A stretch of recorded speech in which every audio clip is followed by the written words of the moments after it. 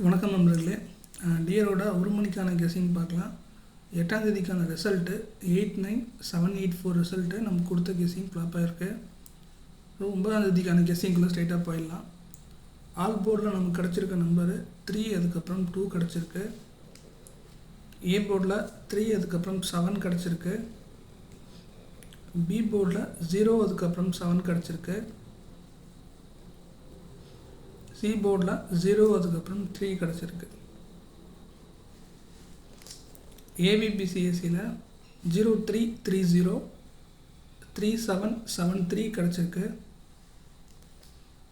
ABC board பாக்ஸில் 073528 கிடச்சிருக்கு. So இதில் பார்த்தீங்கன்னா நாளைக்கு 3 ஆல் போர்டில் ஸ்ட்ராங்காக இருக்குது. ஸோ எந்த ஷோவில் வேணால் 3 வர வாய்ப்பு இருக்குது.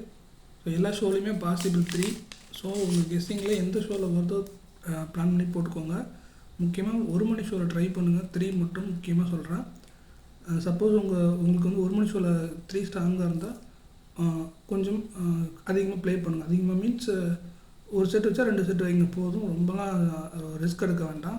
ஸோ 3 கம்பல்சரி நாளைக்கு ஒரு ஷோவில் கண்டிப்பாக அது அடிக்க வாய்ப்பு அதிகமாக இருக்குது. பார்த்துக்கோங்க.